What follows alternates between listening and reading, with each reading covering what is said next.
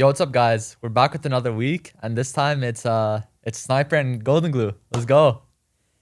Hell yeah. Hell yeah. Hell yeah. We're back. So Golden Glue, how was it? Why you call me Golden Glue, bro? You never call me Golden Glue, bro. Camera gets in front of your face and you start, Mr. Gilmer, Mr. Golden Glue. No, Okay, sorry. All right, Grayson. Yeah. How was it backstage against who did we eat 3-0?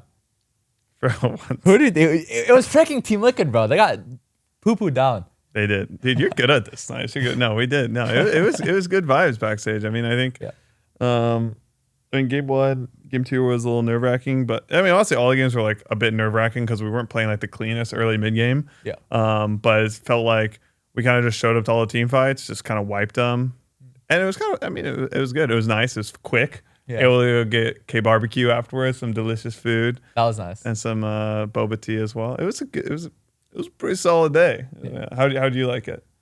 It was pretty fun. I'm not gonna lie. Yeah. I'm glad we just like destroyed them, so we could just get bubble tea and freaking food, you know. So that was very very nice. But no, it was good. The vibes backstage, especially with you and Sam, are normally always stressful. I was trying to get you to do like some kind of dance, remember? Oh yeah. But you didn't do it. You have to do it this weekend. You need to get some like Fortnite emojis going on. Yeah. If we win, or no, we hate Fortnite. League of Legends emotes. Yeah. We should do like the Kali one, no? The 100 Thieves did. I feel like we should bring that back. Forgot about that. Yeah. I can see that. That was pretty good. Wait, which emote were we gonna do though? Me and you. It was the Indonesia boat racing one. Yeah. You want to act it out for? I mean, should I get up for this one or what? I should get up for this one. All right. I don't know. Okay. Something like this. I was gonna do this on stage. That one. Yeah, that's my favorite this one. one right Yeah. here. Yeah. So I was gonna do that, but then our virgin coach, Which one? our Name him. freaking Sam, aka Spooks, he said not to do it. Yeah, he actually was a bit of a what's the word? Wuss. Because he was like, I was saying we should do it in game 2 Yeah. when the series is still close, but he wanted to do it during like after game 3 when we're winning. And it's like, that's too cringe. Yeah, it's so cringe. If you do it when you've already got it confirmed, I feel like we needed the full support and we didn't have it, so we didn't do it. Yeah. I mean, I still should have done it, but like, Yeah, frick, you bro, should. he was You holding could have me done back. it, but I can't do it with you, unless the whole team's doing it. So Yeah. you had to stand up there. Yeah, facts. Correct. No, I mean, I think people should be trash talking before the series and just like risking it. I think people like are scared to look stupid. Yeah. And so like that you get in this conundrum where like people only talk trash if you know you're gonna win, but also that's cringe. Yeah. Like if you're a super strong team and you're just like, if you're shitting on the opponent, I feel like that's also not very classy. I feel like it's like if the teams are even, both of them just shoot everything before the game. Yeah. Just fucking shit on each other, and then one of you is gonna look smart, one of you is gonna look stupid. That's just competition. Have you ever trash talked before when you were like a player? My most actually, yeah, that's a good point. It was actually against FBI, actually. Really? And not specifically FBI, but Golden Guardians. Oh, it was like I got benched from Golden Guardians. Yeah.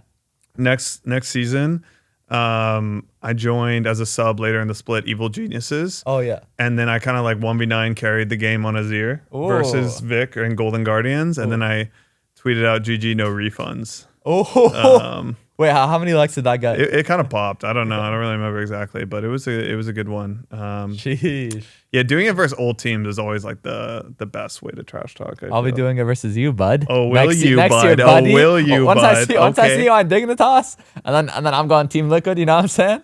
that's what I'll be tweeting. No, I'm just joking. That's bold. That's bold. Wish the best for both of us. No. Joking. I'm just joking. Yeah. Yeah. That's nice of you. I feel like you trash talk. Yeah. I trash talk a lot actually, especially when like I mean I guess last year I was trash talking a lot. This year Yeah, not you can't so really much. trash talk right now. I can't really trash talk right now. Because obviously you I trash didn't play that talked good. yourself on that one tweet, kind of. Wait, which one? The clown emoji one. Oh, That was if they put it up on the the screen. I think they should. It was very funny. I saw it. I laughed. I thought it was pretty funny. Yeah, I guess that was the last time I trash talked. But Yeah. previously, I was definitely The self-deprecating. yeah, correct. So Snipes, how has it been for you? Kind of like taking a bit more of a step back and be able to observe the team, observe watching the game, observe Dokla, and kind of like see it from a more like bird's eye view. Do you feel like, I don't know, you have learned anything new or kind of like figured out anything unique for yourself?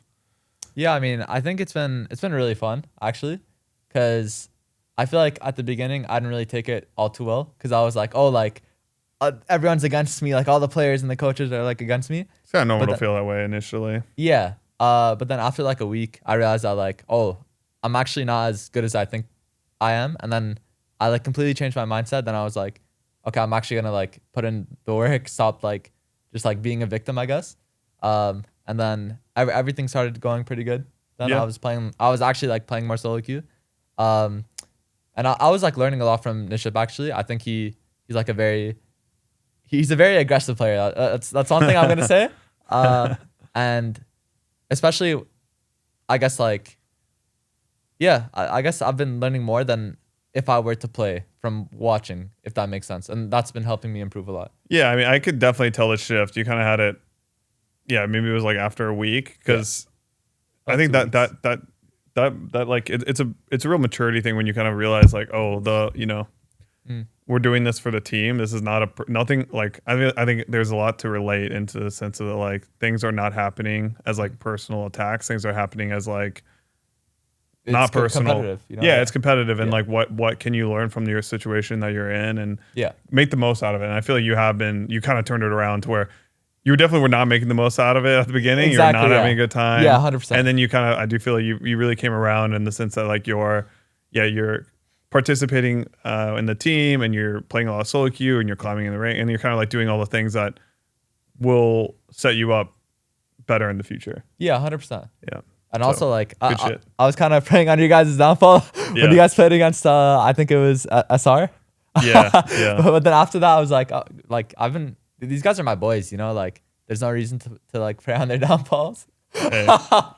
Sorry, bro. I didn't blame you. I don't blame you. Oh, Right? Every time I've been benched, I'm always like, man, I hope those guys fucking suck without me. But I do feel like you turned around, and I think that's it's a really positive thing. Yeah, I mean, it was because of you and Sam, though. I feel like you guys, no, like no joke, because you guys were like you guys were like trying to, I guess, help me improve and get back, I guess, like onto the roster, but I just. I don't want to say, like, I was definitely trying, but I just wasn't, I just wasn't, I don't want to say good enough. Well, what's like the right words? Do you know what I mean? I think initially you kind of, what I would consider it is that you went into, you could call it like a low performance mindset. Yeah. Where it's not necessarily like you're not good enough, but the kind of environment, like your mental framework at the time is not going to set you up for success. Exactly, yeah. Yeah. But then after I realized that like I just need to start having fun again, like that's when I guess I started being more like positive in a way, because like I was just getting into my head before, so I couldn't really do what you guys wanted me to do. But I guess it's a learning experience. Yeah, no, it's been good. All right, so now that you've been watching scrims for a bit, primarily, has there been like, have you like had any kind of I guess surprising perspectives that you see things differently now that you've kind of like seen it being removed? Because a lot of times when you're when I know at least when you're in the thick of it, when you're on the team, you don't really get to see all the moving pieces. But now that you're kind of a little bit more removed and you get to watch the game and you get to watch everyone communicate, is there anything that's been like surprising to you about the team? Surprising. I think not necessarily like surprising. I would say it's more like it just feels like whenever I'm watching, it's like much harder to. It's like so easy to watch and judge people, Like every single time I watch, I'm always like, oh, like Niship's trolling, like, oh, why is he doing this, But then when I get into the game, it's hard for me to like do the things that I'm supposed to. Do the things that I'm watching, and I'm like, oh, these things are easy, Yeah. So I feel like that's like the most surprising thing, and it's kind of like a reality check, Yeah. That like. Coaching is easy, and I I'm gonna become a coach next year. A freaking head coach, bro. Yeah. No, but like, you know what I mean? No, I think that's actually a really good point. I think like the perspective of like how easy it is to cast judgment from the outside versus being actually in the thick of it. There's a good speech about that called "The Man in the Arena." Man in the arena. I actually bought because it's a very good speech. It's basically saying that like don't fucking shit talk me unless you're willing to get into the arena with me. Is essentially the speech said in a much better way. Yeah. But yeah, I mean, I think it's one of those things where like it's so easy to cast judgment from the outside. Yeah. Honestly, it's even a good reminder hearing that because it does get frustrating when you see the players make the same mistake over and over again. Yeah. But you do always have to have a bit of empathy and try to see it their way, especially when you're coaching, because it can be very easy to become just antagonistic. Yeah, for sure. Yeah. All right. The man in the arena. It is not the critic who counts, not the man who points out how the strong man stumbles, or where the doer of deeds could have done them better. The credit belongs to the man who is actually in the arena, whose face is marred by dust and sweat and blood, who strives valiantly. Is that Valiantly. Valiantly. Who errs, yeah? Yep. Sorry for that. All right. Who errs, who comes short again and again, because there's no effort without error and shortcomings. True. But who does actually strive to the deeds, who knows great enthusiasms, Hell yeah. the great devotions, who spends himself in a worthy cause, who at best knows in the end the triumph of high achievement, and who at the worst, if he fails, at least fails while daring greatly. Damn, that kind of hits hard actually. So that his place shall never be with those cold and timid souls who neither victory nor defeat. By Theodore Roosevelt, April 23rd, 1910. Can we get a round of applause for my reading? That was good. What do you think about it? What do you think about it? What did you take away from the quote? It's very like masculine, you know? I feel like Do you agree? Yeah, it's pretty mask. It reminds me of Gladiator. Have you seen Gladiator? Yeah. It kind of reminds me that like you just gotta send it in. Yeah. It's like a one man army, and I mean, it's essentially saying kind of what you were talking about in the like judging players. It's like the strong person who strives for victory. What does it say? What is the quote exactly? Yeah. If he fails, at least he fails while daring greatly. Essentially, you have to like put yourself out there, make risks, even have a chance for victory. And a lot of the people who are judging from the outside don't actually know what it's like to be the one being willing in these situations that you can look stupid, you can make mistakes, you can err. Yeah.